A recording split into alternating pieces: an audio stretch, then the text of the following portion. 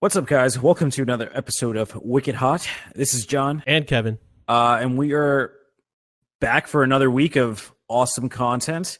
Kevin, we posted on the Instagram for this week's topic. Did anyone get it? Did anyone guess what's going on? We had a few guesses. Nobody got it. So it was a picture from the 90s romantic comedy Mortal Kombat. And John, if you want to explain what's going on in the picture. Yes. So in the picture, we have Sonya Blade crushing fucking Kano's skull with her thighs. And this ended up being kind of a weird trope in the 90s where women would consider, well, femme fatale specifically. Yeah. And I guess we'll throw Sonya Blade in there. I don't know if she's femme fatale, but Yeah. they murdered most of their victims with crushing them in between their legs. We saw it with Xenia Onatopp in James Bond. And we saw it a lot with Mystique, even though it's not 90s, but Mystique early 2000s with just choking people with her feet. And we even see it now with Black Widow in Avengers. It's always like the legs grabbing the people and throwing them down.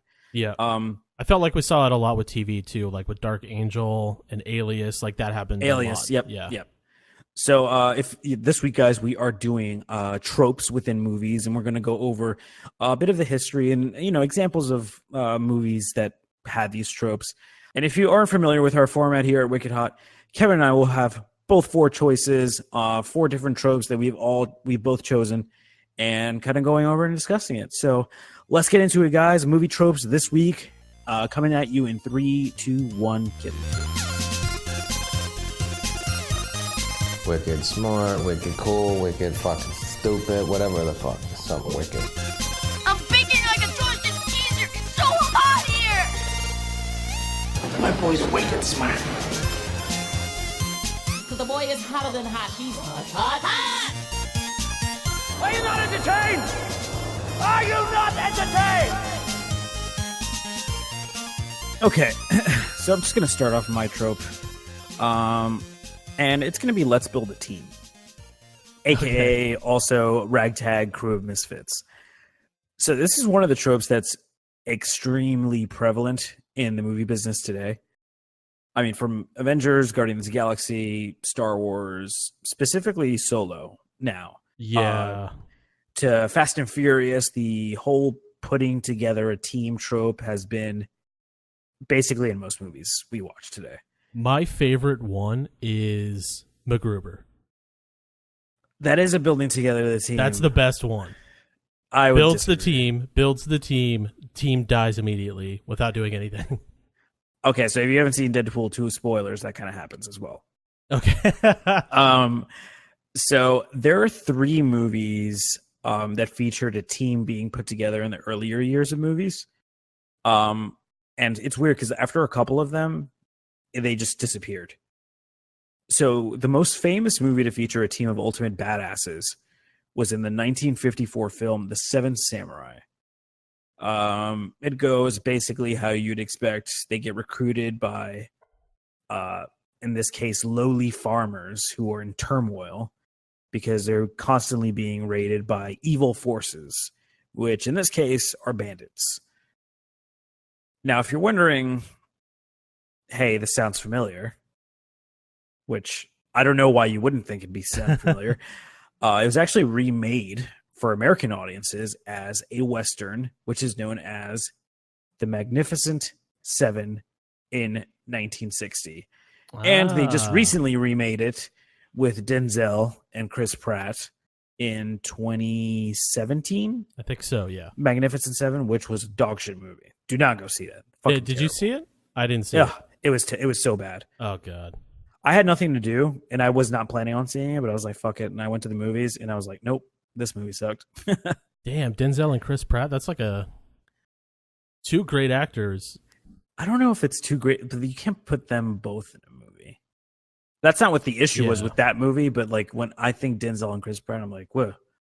Those are like two separate entities.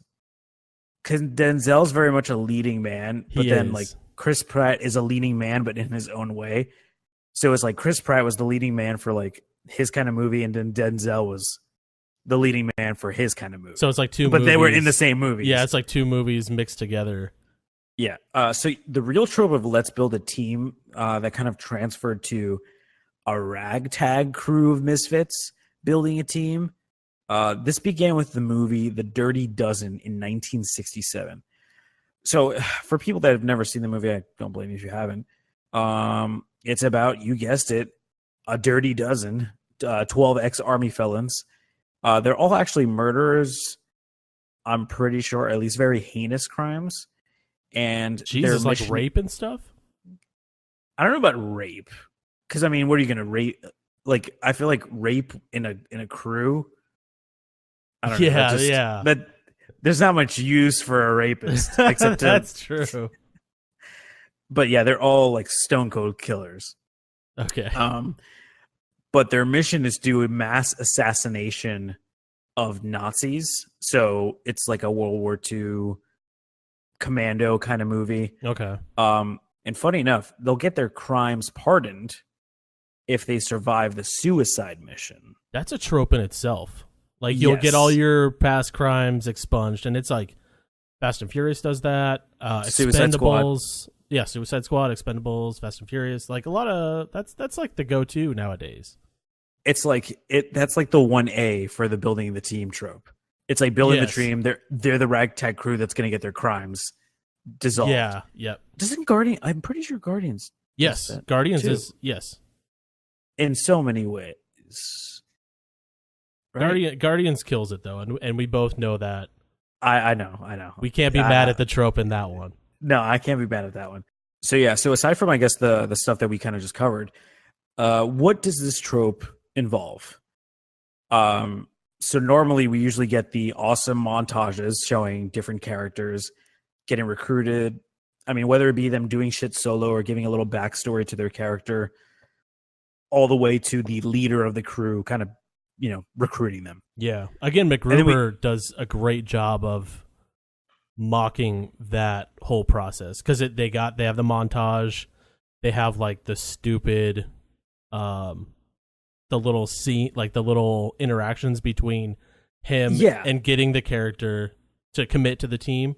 It's like MacGruber nails that. I think you may be the only person that loves MacGruber this much because I don't think I could have. I love MacGruber, but in terms of the trope that we're talking about, it like makes fun of the fact that it is doing that right. trope. It's like a tongue in cheek kind of thing. Yeah. Well, that's true. And I'm sure they also had this in the movie, but basically in any building the team movie, we always get the line, the infamous line, "We're gonna need a team." Yeah. I'm building a team. Let's get the gang together. Etc., etc., etc. It's always someone needs to announce, okay, there's a big problem. You know what we're going to need? Let's get the crew together. Yeah. Let's build the team. I'm going to need to get me the best people there are. That's like the culmination of every Avengers movie. Yeah. Because every singular Avengers movie builds up to Nick Fury recruiting. It's like a whole movie of Nick Fury recruiting that person. And then it all ends the trope itself is a movie. Yeah, and then it all ends with the ultimate trope, the crew's together now. And then, right. Yeah, they got like all those earlier movies, they paved the way for Avengers, for Guardians, for Star Wars, Fast and Furious. I'd even throw in Armageddon and Reservoir Dogs in there too. Yeah. But I think the most trope-filled movie, like if anything, it's an homage to the building the team trope, is Ocean's 11. Oh yeah, because we have all of that stuff. Like we got to get a crew together to fuck this guy over, and it's every single like piece of it where you meet each individual of Danny Ocean's 11 crew members or whatever. Yeah, and it's all like kind of like a little backstory, and not like stupid backstory like Armageddon and fucking MacGruber or whatever. It's like it's legit. Did you just combine Armageddon and MacGruber in the same sentence? I did. I feel like we need to end this podcast right now. All right, so yeah, I guess after talking about the building the team trope, my real question is like what do you think is the one that nails it, and then the one that just kind of even though I guess the best way it's done. Okay, so I think that me and you are going to be on the same page with the best one. Yeah. It's Guardians of the Galaxy. It is. Yeah. And so my worst one would be, you already mentioned it, it's Armageddon. So Armageddon is so unrealistic in the reason why they're building the team that it's like, it already took me out of it. And it's a Michael Bay movie. That's a double whammy no-go for me. If anything, the most trope, because I feel like Michael Bay uses the building together a team trope in basically all his movies. In one way or another, yeah. Yeah. The most successful probably would be The Rock for me, even though like I've never seen these Navy SEALs before, but they're badass immediately. And then you also got Sean Connery, and then you got wacky Nicholas. Yeah. Nicholas Cage is like the wild card, to bring it back to It's Always Sunny. Wild card, bitches. That's Nicholas Cage. Yeah, I agree. What about you? What's your Yeah, I mean, worst? you already. Oh, my worst. Yeah. Oh, I was gonna say you already know my best is Guardians, obviously. I would probably put Suicide Squad as my worst. Okay, it's hard to because argue with they literally had to. I mean, I understand it's a comic and they're obviously naming it after the comic, but the amount of times that Will Smith needs to remind us that we're some kind of Suicide Squad. Like he's like naming the trope, being the trope, and then narrating the trope. That is also another trope, naming the movie inside of the movie. Although I got to be honest, I always search for that, and I'm quite happy when they do it. My first one is the badass coming out of retirement for one last job. Always, it's the one last. How many one last jobs do you think there were? There's a lot of movies that have sequels of that character performing one last job, so I don't know how that works. There's 3 one last jobs. Yeah, and I'm specifically talking about Taken. There's 3 Taken movies. He's come out of retirement all 3 times for one last job. But it's to his family, so I don't blame him. True. That's the only time it's acceptable, and I think that's like the root of the trope is they need a reason to come back from retirement, and it's always either saving somebody's life or money. It's like there's never. Well, I was going to say, or bad situation. Like I could see the next Taken where Liam Neeson is in like a bank, just like depositing his private bodyguard check, and then people come in and it becomes like half Inside Man, half Taken. That's already and unbelievable. He's like, I gotta get back to work. I don't know why I make him sound like the fucking narrator of SpongeBob or whatever. You already lost me in there because nowadays you just take a picture of the check with your phone. So you've already lost me on that. Listen, Liam Neeson doesn't have the Chase app, okay? He's an old school guy. He doesn't get good lighting because you know when you get those, he's still got a flip shadows. phone. Yeah, he's still got a flip phone. He doesn't know how to work it. But actually, going back to look at some of the movies that have this trope, and from what I could think of off the bat, John Wick is one that comes to mind. That's like hands down that trope throughout the entire movie, and I think the second one is like that too. It's like he retires after the first one. Well, he says he's back, but it seems like he's retiring at the beginning of the first one, or the beginning of the second one. He's definitely retired at the beginning of the first one, and I think at the second one he's just kind of like, all right, I guess I'm back, I'm doing shit, but like I'm just kind of chilling right now. Yeah. So I have John Wick, Shooter, Rambo, Die Hard, Dark Knight Rises, Taken, obviously, Star Wars, Yoda comes back from retirement, trains Luke. Mask of Zorro, Anthony Hopkins comes back. Fuck yeah. I'm not mad at that trope in that movie, though. Yeah. Happy Gilmore, Chubbs, comes back, trains Happy. It's true. Karate Kid, Red, that's the fucking epitome of badasses coming out of retirement for one last job. That's true. A whole team. That's like both tropes. That's a team. Yeah. And his badasses coming out of retirement. So I couldn't find like any specific dates for when this all started. But it kind of seemed like it was mainly a late 80s and then it stopped, and then it was kind of like a mid 2000s and on. I could see that though, because I mean, you think about late 80s, you think about Predator, you think about like big time action movies, Rambo, like Yeah. you said, Die Hard. So I think all of those kind of made their own, like they being the action movies that they were, made it a trope. And I don't even know if it was like a willing thing. It was more of an unwilling, like, okay, it's not like the trope of like, give me your badge and your gun type thing. It was just like all these guys just happened to be in the current situation. Because like Die Hard, I wouldn't say he came out of retirement. He was still a cop. True. Albeit like a fucking true. super cop. Because like no normal police officer would have been able to do that. Yeah. I feel like that was hostage too. Because he's a hostage negotiator, and then somebody dies and he becomes a cop in a small town. And then he's got to go back to hostage negotiation. No, but yeah, I think it's just because of the late 80s, like the whole action star thing, and then kind of going through that, it was like the one last job, like the one last action movie. They're going to do the one last action movie, and then it just keeps going and going and going. And then again, I could see the resurgence in the 2000s. We have like better technology, better like stuff for action movies, and then that trope kind of comes back into play. Yeah, and I think, yeah, like you said, action movies are very prominent in the late 80s, and they kind of die off in the early 90s, and they come back with a vengeance. Yeah, and it's not even like they die. Like, we're not saying like action movies don't exist in the 90s, but yeah, I feel like 80s movies had like just stupid, just raw action, like John Wick. Like John Wick, there's no real like story. I mean, now I feel like the mythology within it has grown. Right. But when it first started, I mean, it was guy gets his dog killed and his car stolen, and he's just out for vengeance, which is basically a late 80s. That sounds like a late 80s action movie plot.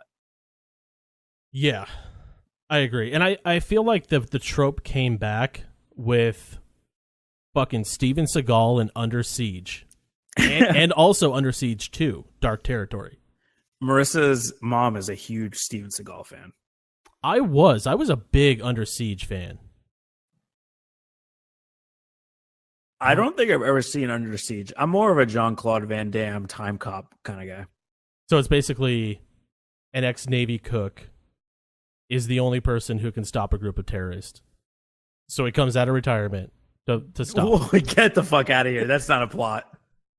Yeah, that's a legit the plot. plot. Yes, that is the He's plot. a cook? He's the cook? Oh, he's like Cuba Gooding Jr. No. Ex-Navy SEAL turned cook. Oh. Okay, all right. So there's a lot of movies, even recently, that do this. Okay. Batman v Superman, Wonder Woman is retired.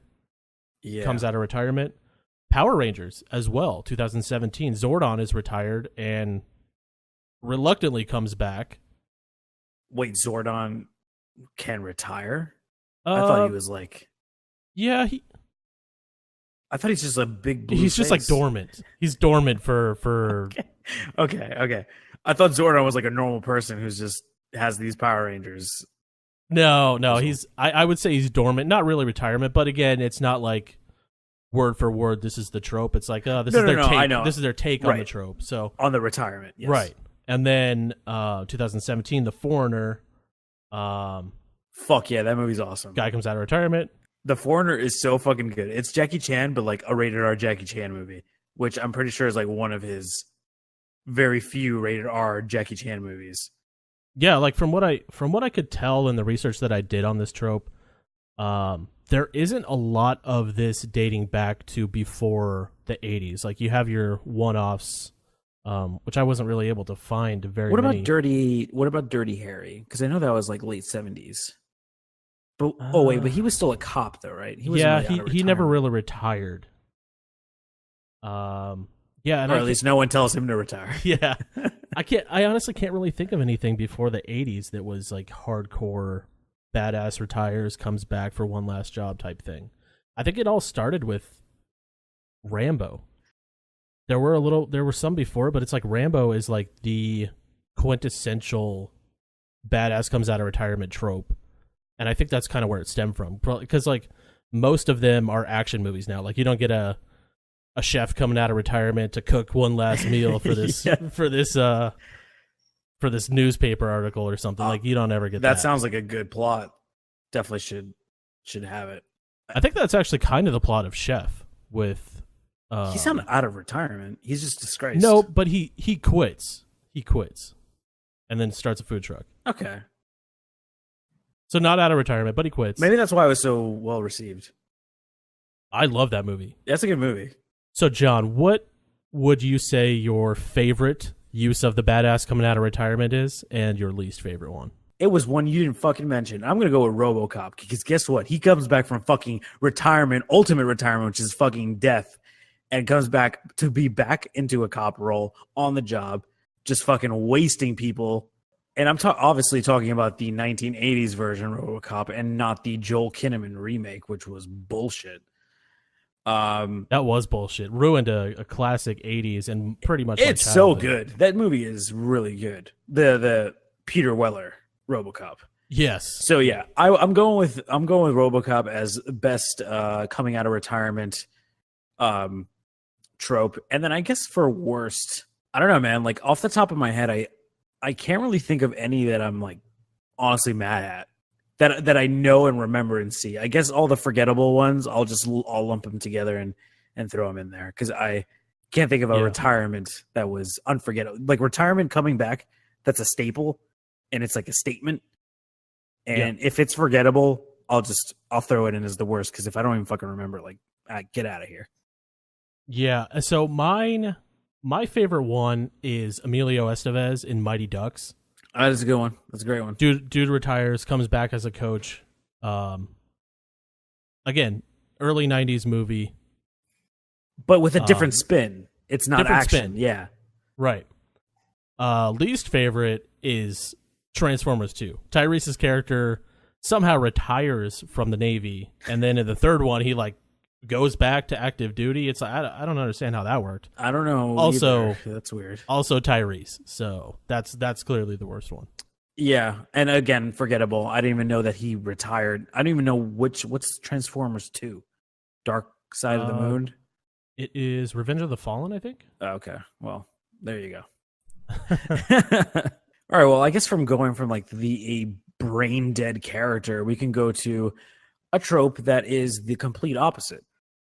And I'm specifically talking about the portrayal of intelligence in movies. And from that, I'm talking about two items or two things that make you super smart. That is the Rubik's Cube and a chessboard. So I always felt like intelligence presented like in movies is always via the eyes of a simpleton. Usually the character that's supposed to be smart babbles some nonsense that sounds super technical when in reality it could be your basic biology or chemistry that kids are learning in middle school. I mean, I understand why they do it because I guess it's too difficult to explain why someone's smart in short enough time rather than show me like some BS trope. I don't know about you, but I've never solved a Rubik's Cube. I have not either, but I've known plenty of people that have. I've not really ever put a bunch of time into it. Like I've never put more than probably 5 minutes into it. So as far like, and let's just like dive in specifically into the Rubik's Cube first. So as far as it's concerned, it was invented in 1974, brought to the U.S. commercially in the early 80s. The first time we actually saw a Rubik's Cube in a movie was in the Weird Al Yankovic movie, UHF, where we see a blind man trying to solve the cube multiple times to no avail. You know, stupid comedy trick that, you know, it's a Weird Al Yankovic movie, so I don't really think I have to say more. But the first time we actually see someone use and complete it as a symbol of intelligence is in season 8 of Seinfeld. I'm specifically talking about the episode The Abstinence. If you don't remember this episode of Seinfeld, this is where George becomes super smart because he's not having sex with his girlfriend. Ah, yes. Great episode. Ironically, I actually didn't mention this as part of the trope, but George is also answering questions on Jeopardy before they're set, which is another intelligence trope. And Jerry's like, "Is this a rerun?" He's like, "No, I'm just So he solves a Rubik's Cube within that time, and he's super smart, reading off Jeopardy lines, and that's where we kind of get the beginnings of that trope. And then the next time we see it in film is Steve Buscemi's character in Armageddon. No shit. Yeah. Damn, that's a while. Yeah, it actually isn't. I think it was like mid 90s was season 8, and then 98 is when Armageddon came out. So Okay. it's only a couple of years. Yeah. But yeah, if you don't remember Steve Buscemi's character, he's supposed to be really smart, and he exclaims really that it's a piece of cake. So obviously we know this guy is super smart because he's able to solve a Rubik's Cube within. For all we know, he could have been there honestly for a couple hours. Yeah, sitting and there. he was just being a smart ass. He's like, "See, this is easy. I just spent the last 3 days working on this shit." Exactly. But I do want to point out one of the most cringe appearances of the Rubik's Cube, and it seems to be kind of a centerpiece of the film itself, is The Pursuit of Happiness. And fuck off with this movie because they spell happiness wrong, and they said it was on purpose. No, it's not. It's not on purpose. But basically, in the plot of the movie, Will Smith is obsessed with solving it, and he eventually does, and impresses a guy enough to get an interview for some fucking big uppity job, and he's a homeless person. So there's that. It just pisses me off because the Rubik's Cube is essentially a memorization game. Rubik's Cube, whoever makes it, they made a guide where there's a basic rule to follow to solve it. You have to get to a white cross, and basically from there you can solve it in different ways. But once you have a white cross, it's like the end level. Like you're basically there. Okay. So that's kind of like the whole Rubik's Cube trope of intelligence within movies. Now to the chess player intelligence. So this specific trope dates back to 1927 in the silent film The Chess Player, which is about an inventor who comes up with an automaton that houses someone inside of it. So if no one knows what an automaton is, it's a fake chess machine. That's like what it was known as back in the day. So it was this thing that you thought was like a big doohickey that solved chess and was able to beat a human person, but really it was just a box with some fancy lights and gadgets that had someone that was actually an experienced chess player in it to be able to compute and beat another human. So the whole idea of the chess player trope, it was the fact that the inventor was smart enough to build a machine that people wanted to buy because they thought it was a super machine that could beat people in chess. So it was Which more they have now. Right. But it was more of the fact of the trope started with chess and it was correlated to intelligence. Yeah. Not because of the fact that chess and someone who plays it, because it does take strategy and not anyone can play it, is intelligent. It's more of the fact that within this movie, someone was cunning enough to build a machine that insinuated intelligence, and thus the two kind of were. Okay. You see what I'm saying? Yeah, that makes sense. So yeah, basically the trope was born because of this, and we've seen chess in movies since then. Specifically Blade Runner. I mean, we have the replicant. He devises chess moves that beat an opponent, basically showing his intellectual prowess. In X-Men, we have Professor X and Magneto playing chess, Blazing Saddles. Independence Day, we have Jeff Goldblum and his dad playing chess, and Jeff Goldblum went to MIT in the movie. And sometimes I also feel like MIT is its own trope in itself too, because it's like, I mean, it's not a trope. That's legit.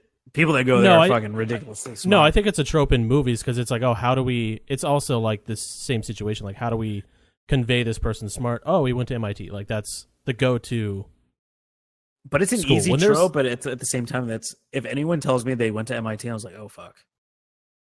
True. But it's also too easy. It doesn't. It explains it too easy without actually showing it. It's like, oh, he went to MIT. Okay, he's smart. clearly a smart Yeah, guy. Yeah, clearly, yeah.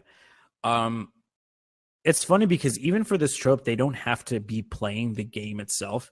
I know in The Thing, Kurt Russell does it, and he's not smart by any means, but it's almost like a foreshadowing. He's the guy who's playing chess, and he is basically the one who is the last man standing at the end of the movie.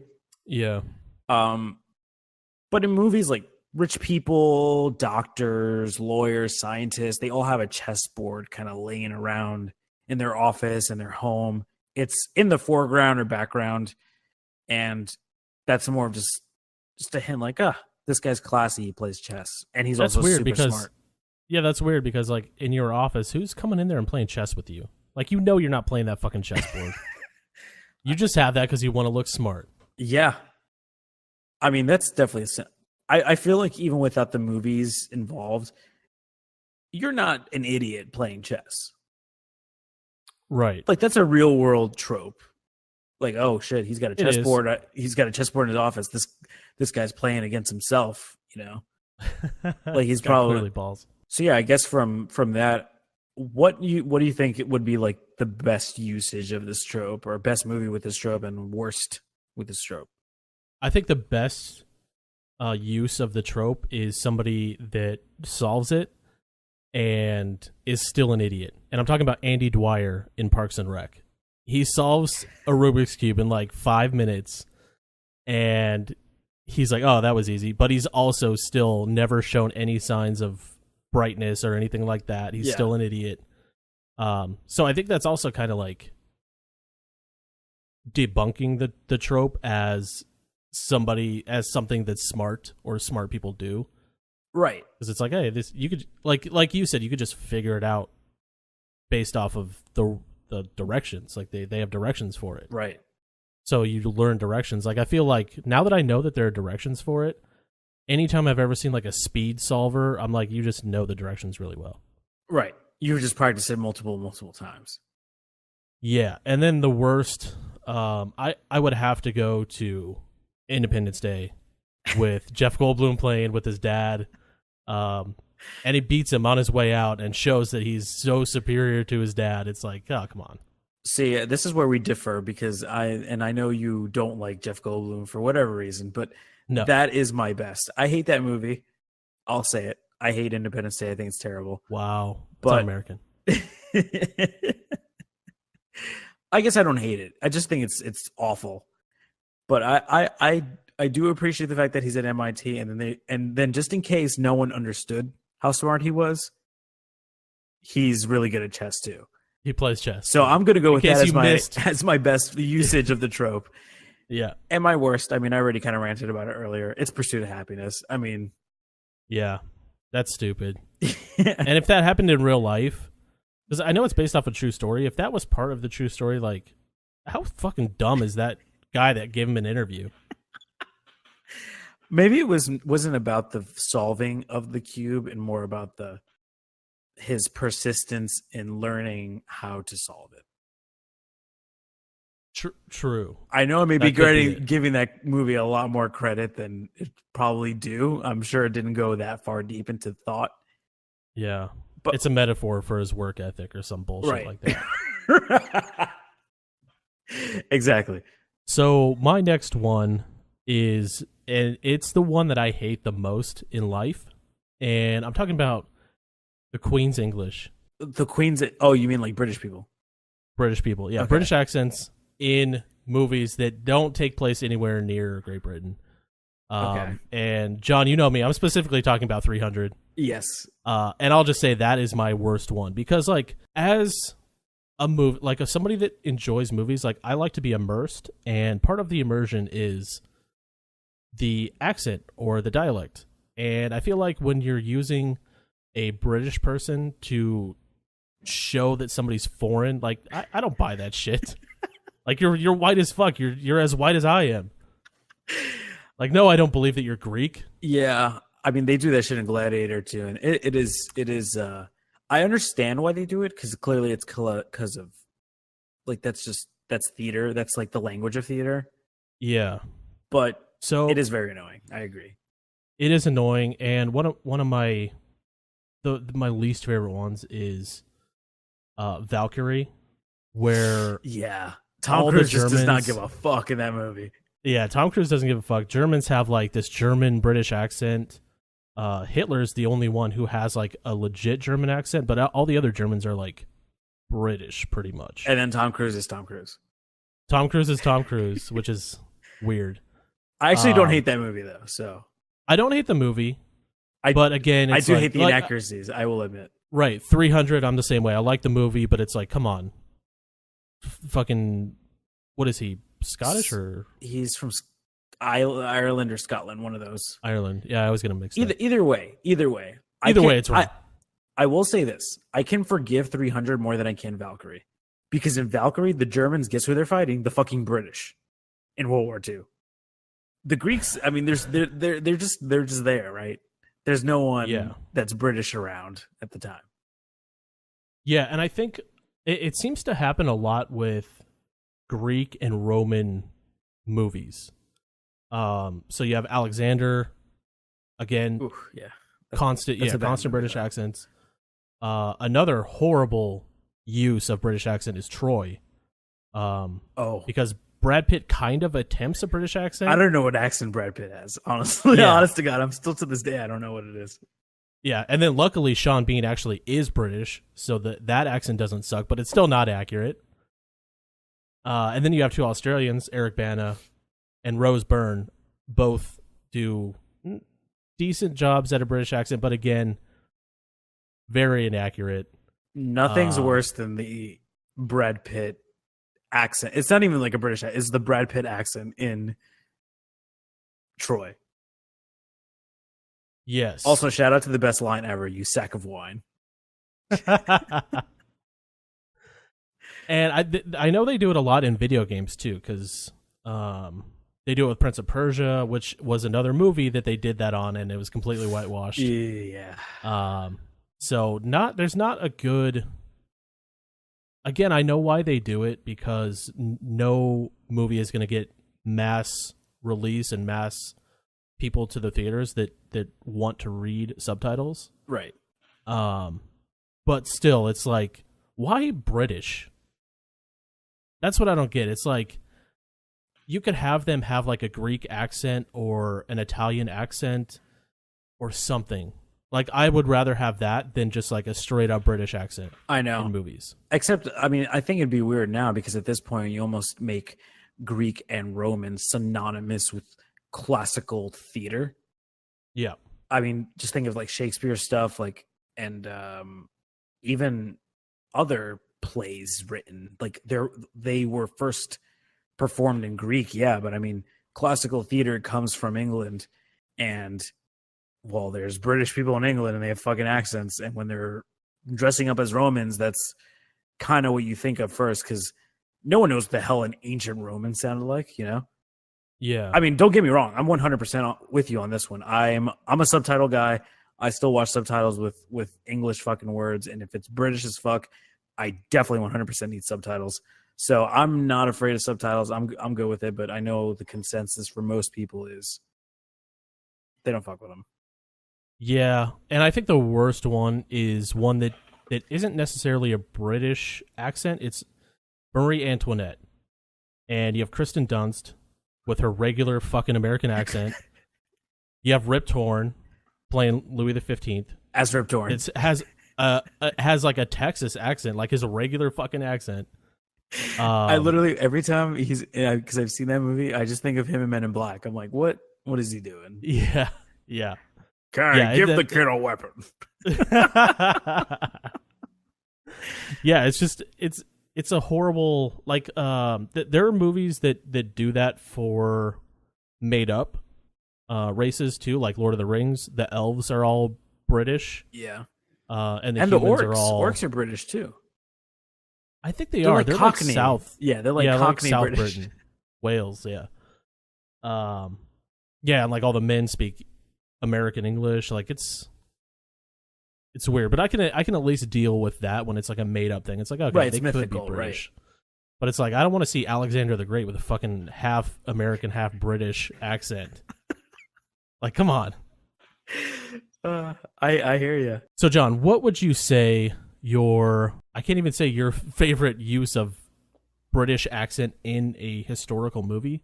So I'm just going to say, what is your least favorite or worst done movie where they have a British accent that is not accurate? Okay, this is a hard one for me, and I'll tell you why. Because I'm very much stuck on the fact that Tom Cruise just didn't give a fuck in Valkyrie. He was just, I'm Tom Cruise as Colonel von Stauffenberg, but as Tom Cruise. Yeah.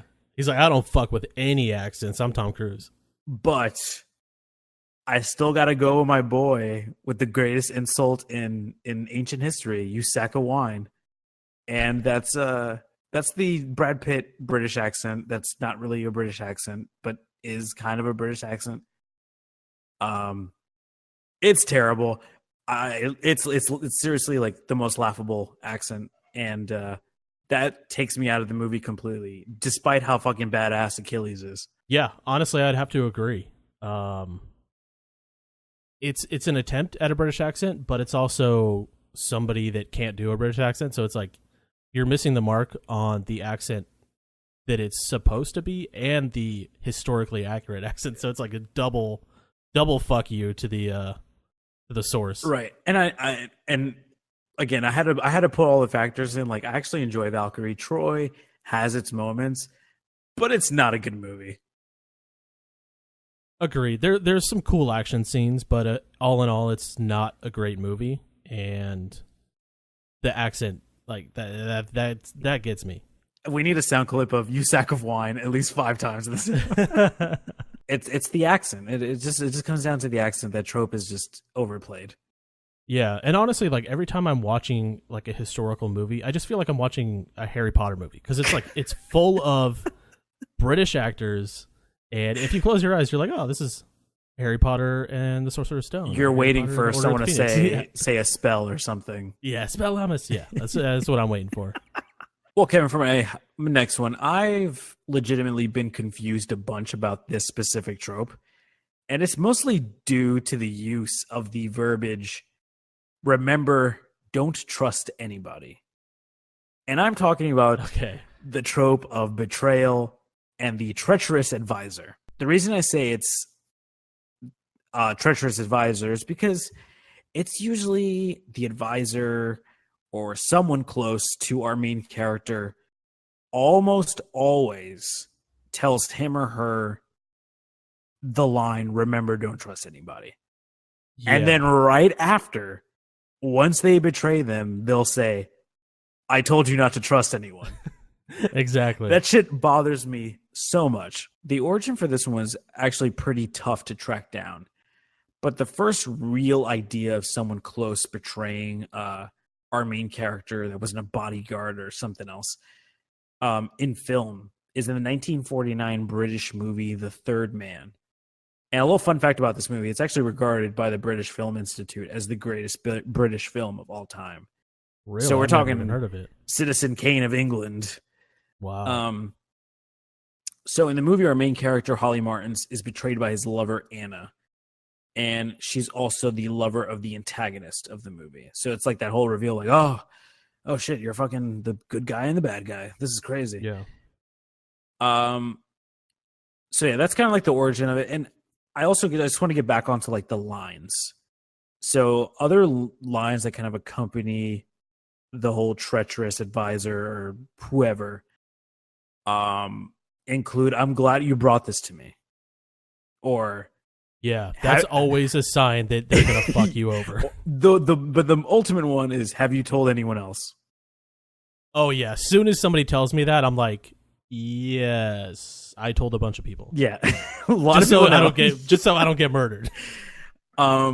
There's no character that resonates with those two lines more than Captain Dudley Smith in L.A. Confidential. Oh yeah. So if no one's seen L.A. Confidential, do it because it's a great movie. One of Russell Crowe's first movies, actually. Actually, I think that must have been his first American movie.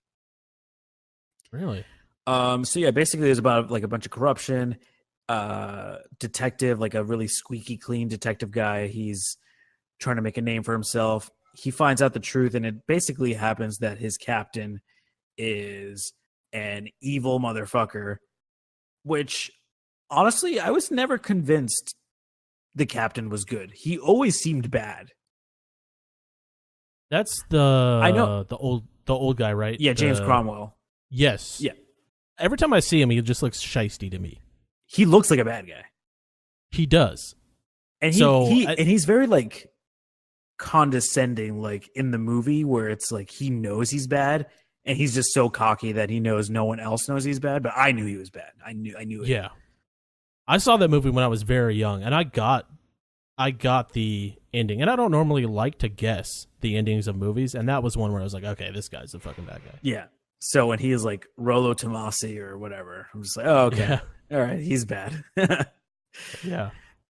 But yeah, I mean, as far as the trope is concerned, it's always that line that I just don't understand it, and I don't. It's the don't trust anybody or don't trust me, and I can never tell if the villain is just extremely stupid or the villain knows that our hero is that fucking stupid or naive.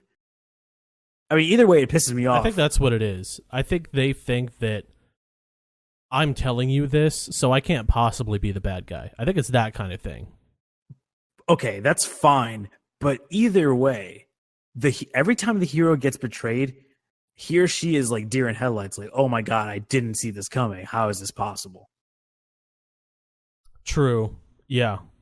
And again, it's like they're so taken back by it because it's like, no, this guy told me not to trust anybody. How could it have been him? You really think it comes down to that?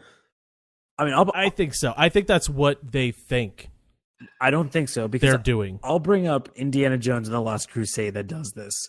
They do it with Walter Donovan, the character Walter Donovan, and the character Elsa Schneider, and they like both of those. He's like, oh my god, I can't believe it, and he told me don't trust anyone, don't trust me, like multiple times. Don't trust Elsa. His father tells him don't trust Elsa. Everyone's telling him not to, and he just continues to trust them.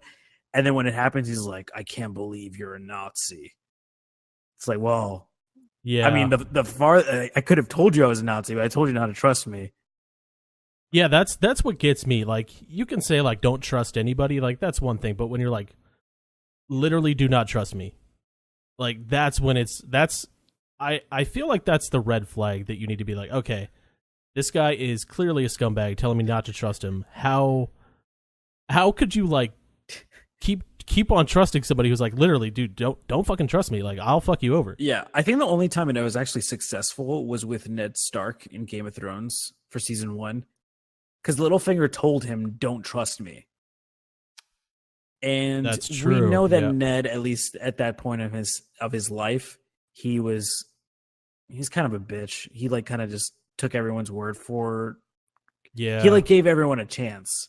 He was out of the game too long and forgot how to fight. He was, which made sense. So in this instance, I'm like, okay, fine. Dare I say, a retired badass comes back for one last job, aka the King's Hand. Yep. No, I agree.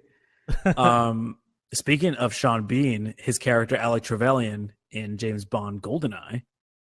Ooh. Alec tells James Bond that he shouldn't have fucking trusted anyone after and right before he sedates him. Honestly, this really happens in like basically every James Bond movie. Especially the Pierce Brosnan ones. It happens in Tomorrow Never Dies. It happens in World Is Not Enough. It happens in Die Another Day and GoldenEye. Literally every single Pierce Brosnan movie, he has the treacherous advisor or a best friend betraying him or lover betraying him. Right. With always like, oh, I shouldn't have trusted her because I'm a fucking spy. I shouldn't trust anyone. Yeah. That's another thing I don't get about James Bond. It's like he not only does he give his name at will, he's always like, "Oh, you're just some random Russian? Okay, first of all, let's fuck, and then I will tell you what I'm doing, and then we'll do it together, and then hopefully you don't screw me over at the end." Which always happens. Yes. Again, I know we've discussed how bad of a spy he is, but he doesn't do any background work on like, maybe I should check this girl out before. Nobody's like, you know how like another trope is somebody before you're about to go on a mission like gives you a folder Yeah. like of the mission. I feel like nobody does that for James Bond. He goes in completely blind. I don't even He's think like, I he don't takes even know orders, why I'm honestly. here. Does he even Yeah, take he's like, I don't orders? even know why the fuck I'm here.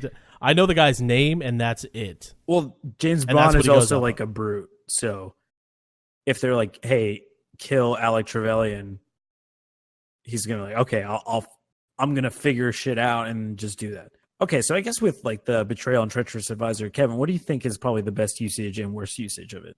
I think the worst usage of it is Indiana Jones. Just because the guy not only says like don't trust anybody, but he's like literally don't trust me, which I feel like, again, I feel like that is an obvious red flag for somebody's about to be a dick. Yeah. Best one I think is, and you touched on it, Alec Trevelyan as 006 in GoldenEye. Yeah. I think he's the best.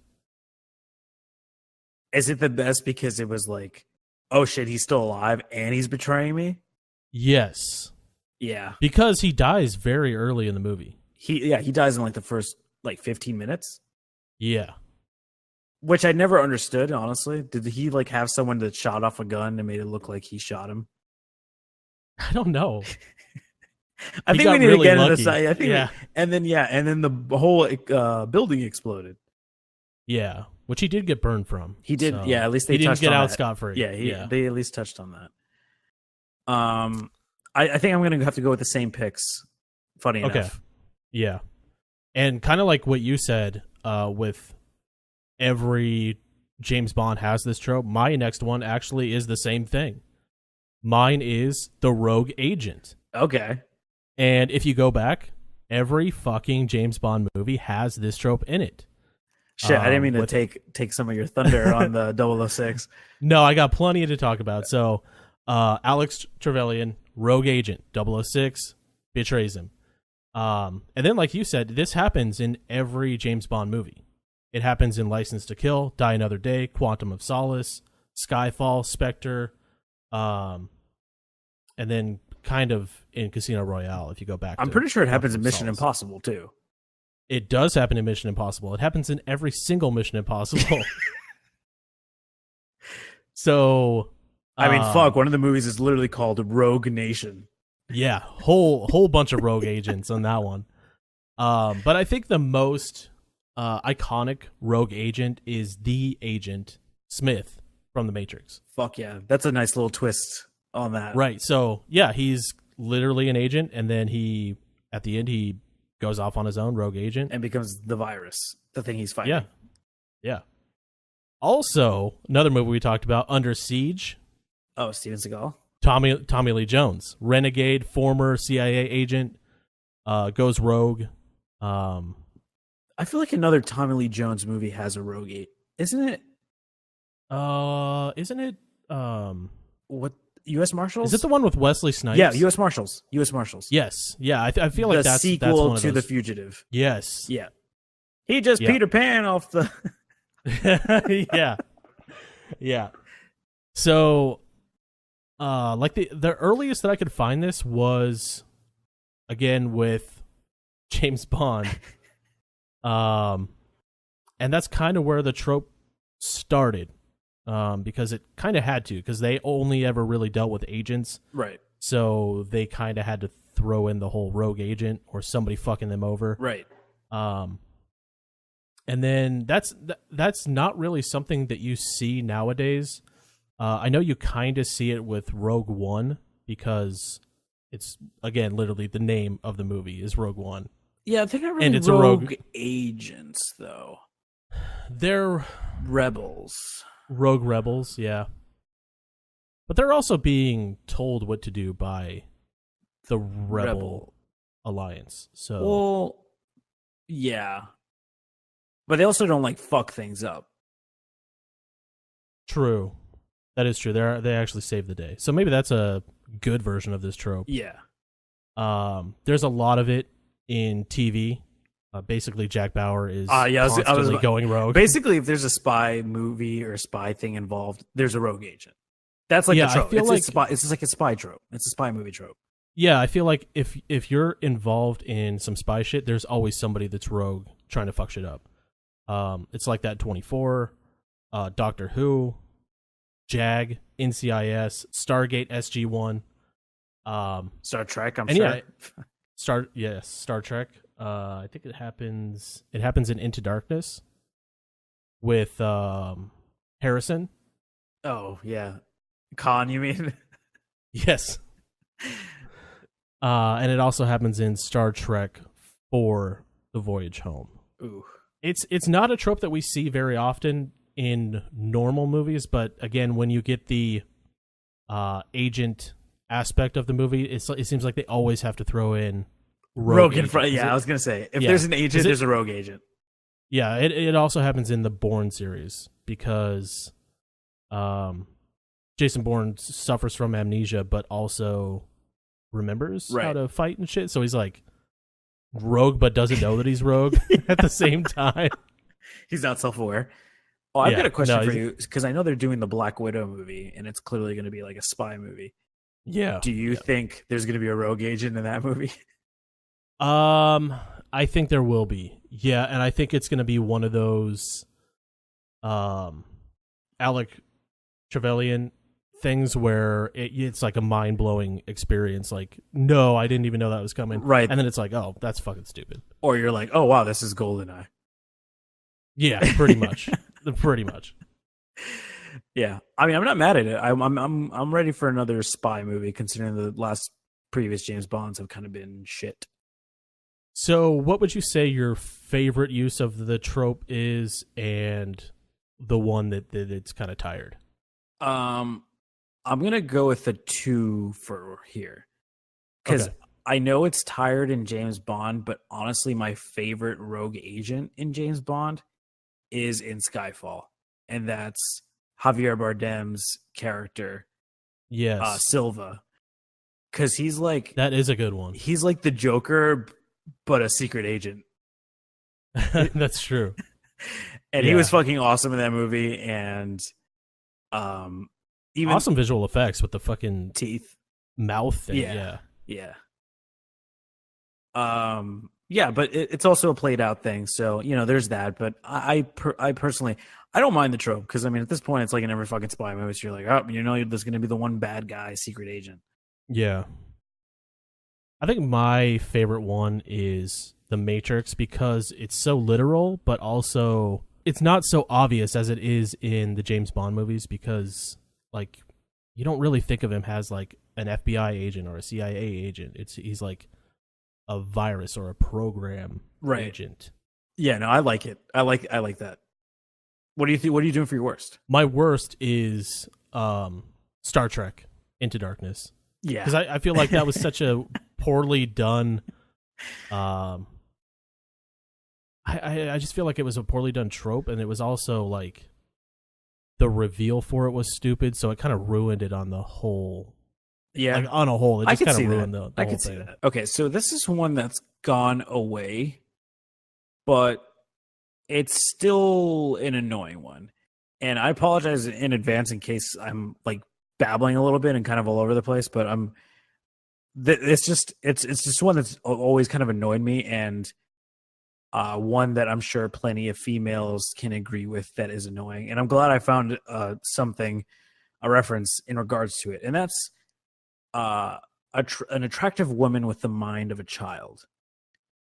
And I'm not specifically speaking about like the ditzy like girl in horror movies that's like considered slutty or whatever and then gets killed off immediately. I'm talking about like you're not talking about the running around in a bikini at midnight, right? With the murderer running right. around. Yeah, this is not like stupid. It's mind of a child, right? Yeah. So the trope's origins that can be traced back to the comedy Born Yesterday in 1950. Now, in this specific example, I'm not mostly talking about the female in the movie, more of like her progression within the movie. So in the movie, she's like just legitimately a stupid, like rich socialite kind of woman. But in the movie, she needs a man to teach her how to be smart and act normal, which is fucking, I mean, it's the 50s, so fine. That's how it is back then, whatever. From here, though, the trope kind of blossomed into a woman character who was naive, didn't know anything about normal culture. Yeah. So for instance, like during the 60s, we get it a lot in Star Trek. Captain Kirk, he's like on multiple alien planets and he's got multiple alien women that don't understand how it works in Starfleet, and they're very like Yeah. tribal and naive. But the one thing they do know is how to fuck. So Yeah. he's basically a smart spaceman who comes down. He's kind of seen as the most interesting, the most intelligent, like a god. And these quote unquote stupid or naive women are exposed to him for the first time, and they're just like, oh, this guy's great, you know, because like that's the only thing I know that's different. So one movie that super exploited this was Fifth Element, and specifically the character Lilu. And this is kind of when they started getting a little bit more into like the child mind. She's not self-aware. She gets naked in Yeah. front of men, which is fine, I guess, for no reason, but it's more of like a fan service kind of thing. Like, oh, Yeah. Mila Jovovich, she's going to take her shirt off, and like, she doesn't mind being around guys, and she's fucking badass. She can fight and be awesome. But I bet that was in one of the trailers. right. Oh, So, that yeah, specific line. That scene, yeah. No, like her taking her shirt off in front of Bruce Willis. Oh yeah. Like that I feel, at least nowadays that seems like something that would be in the trailer. Right. But like her whole attitude and her whole like being is very like primitive, Yeah. naive. Like she doesn't know anything. Exactly. She doesn't know words. Like she can't explain things. Like Right. yeah, I see what you mean, and I get that she's supposed to be like what is she, like an alien or Like a I don't know, they like build her like yeah, I'm not particularly Yeah, like- sure, but that she's like an alien or something. But either way, it's just the man is already, he's like a very average dude that gets like this Yeah. girl because she doesn't really know any better, and he needs to teach her everything. But in reality, Yeah. he's not like some super smart guy or some super special person. I mean, in this movie, Bruce Willis is a cab driver that used to be a cop. right. So, and this girl who has amazing talents, even though she doesn't really realize it yet, is kind of like, oh, well, that's the guy I know, so I'm just going to be with him, right? Yeah. Another thing, and this is more recent, which is Jennifer Lawrence's Mystique.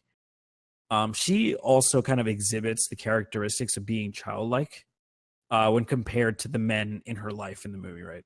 So Yeah, that makes sense. Professor X kind of regards her as being childish, and he doesn't ever take her seriously. And her relationship with Hank McCoy, a beast, is kind of that of like innocence until he brings up her body issues of looking like a human as opposed to her blue form, because he's more attracted Yeah. to her white version, I guess. And then the one time that she like starts to actually understand or kind of like a man and form an attachment or dependency is when Magneto likes her in her blue form. Yeah. He's like the only one that really takes her for who she is, right? Instead of like a kid. I did want to touch on this because the irony of this trope is it's featured in a movie that more recent movie that most critics and people say was empowering for women, and that's Wonder Woman. Oh yeah. There were a lot. That's true. I mean, there were a lot of things I liked and didn't like in the movie. Gal Gadot is great as Wonder Woman. Pretty excited for the second one, but it baffles me that this trope is extremely prevalent, considering it's the same thing. She's a woman on an island of women who's never met a man, doesn't know how the world is outside, and Chris Pine has to educate her on how the rest of the world is. He by- will oblige. Yeah, by like social like norms and how it is to like dress like a woman of that time. In fact, like the dressing room scene, where they're at like the department store or whatever, she starts Yeah. to like disrobe in the middle of the store. I think that's like a common thing for showing like a dumb woman is like getting undressed in front of people. Yeah, it's like a complete fan service kind of thing. Like, oh, she's so Yeah. stupid, she's just gonna get naked right in front of us, Yeah. which is was really fucked up. I know it isn't too extreme, like how it is in Fifth Element and Star Trek, but there's hints of it in the movie. I will say in its defense, though, I don't know if I'm thinking too deeply about the movie, but I think it was almost on purpose, because at first we see her as the subject of the stereotypical like male tropes, but then later on in the movie we kind of see her evolve as someone who can freely think and act quickly in the new world she's been thrown in. Like she quickly understands like the stakes and what's going on. Yeah. So maybe that was, or maybe it's just because it's a comic book action movie that they were like, we still need to have this in there for fan service. And like or it still needs it still needs to pander to men, but it also needs to empower women, and they kind of did that sneakily, like pandering to men, because it's like a woman empowerment movie, but it's also like the typical trope of her being stupid, right, and not knowing anything until she meets a man. It's like, right, you kind of stereotyped your empowerment movie into like something that is not empowering at all, right? Which I think was kind of crazy, but yeah, I don't know if apparently nobody, for any of our female listeners that have seen Wonder Woman or into it or whatever, I would like to hear your thoughts on this whole thing, because that was the first thing that I noticed within the movie. That's why I was like,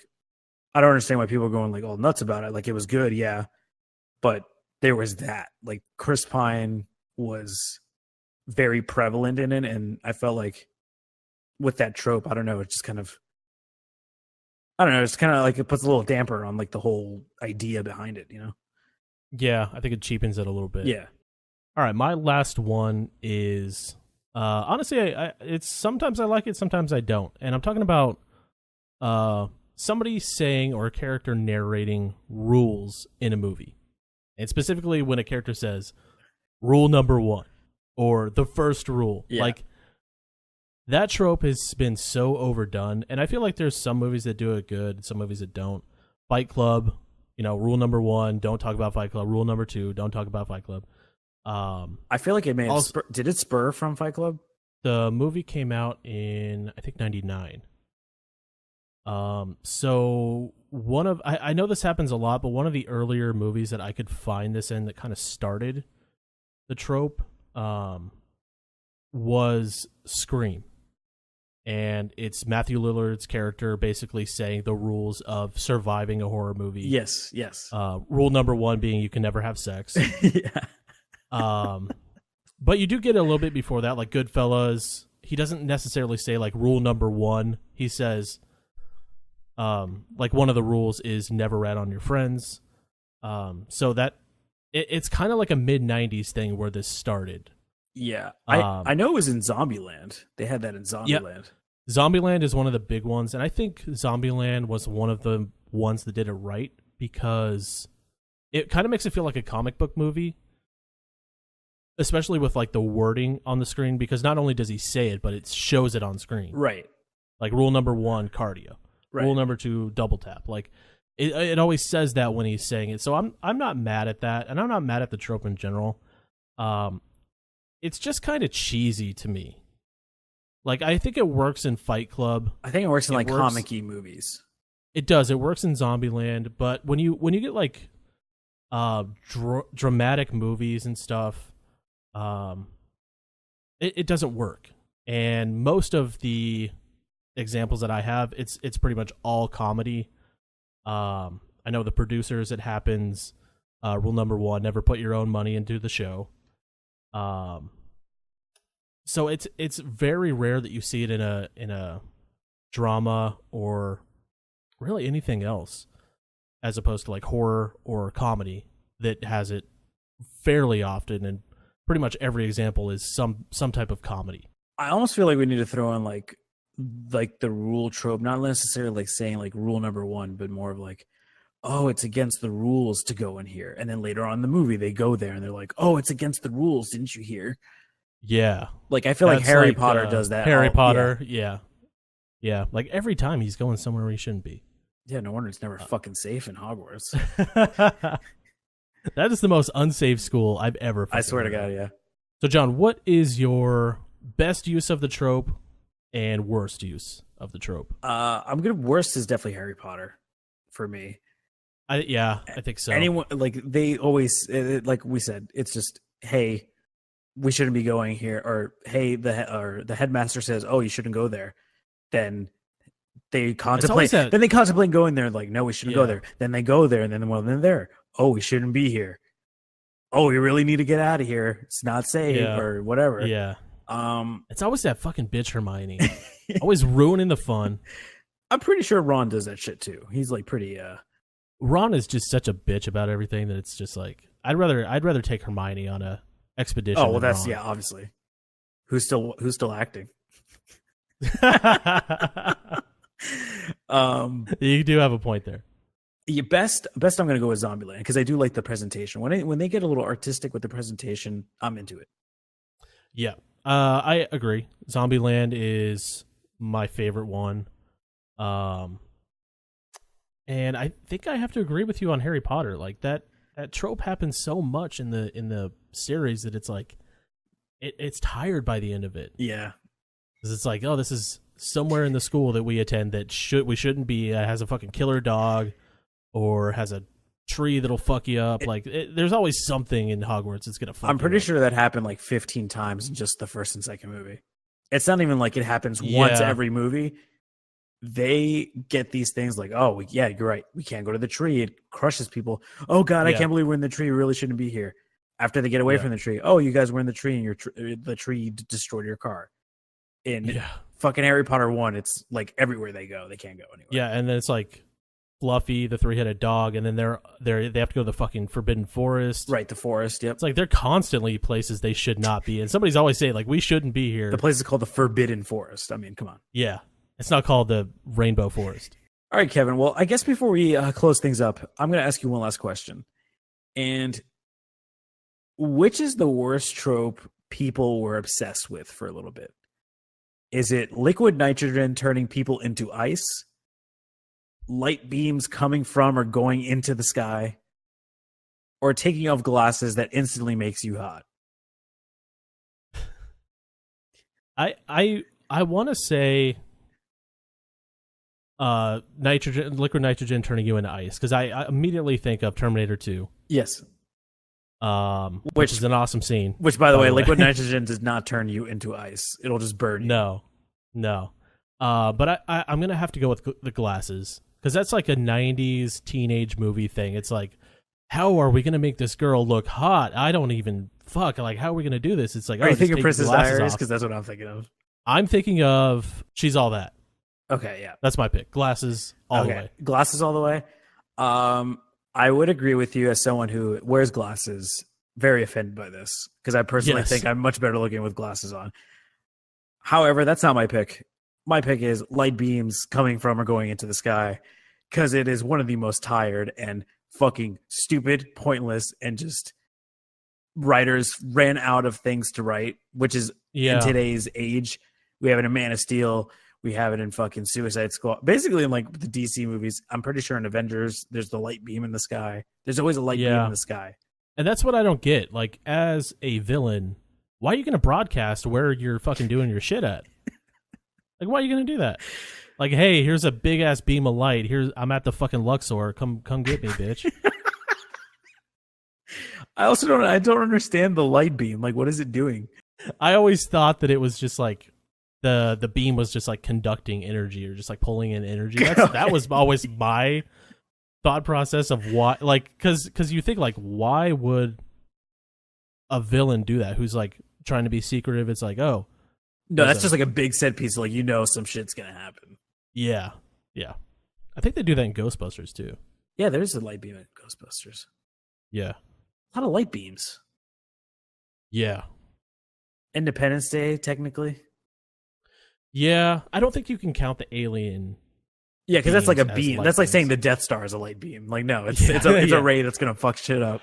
Fucking Star Wars trope, motherfuckers. All right, awesome. Well, to everyone that stuck around, thanks again for listening. If you've been happening to listening on iTunes, keep in mind that we are actually also found on many other podcast mediums such as Google Play, Stitcher Radio, and also audio versions on YouTube. For all your Wicked Hot status updates and news, give the show a follow on Twitter, Instagram, and Facebook at Wicked Hot Talk, as well as our respective Twitter and Instagram handles in case you want to know what we're up to. We hope to see you guys again next week for another episode of Wicked Hot. Bye, everybody.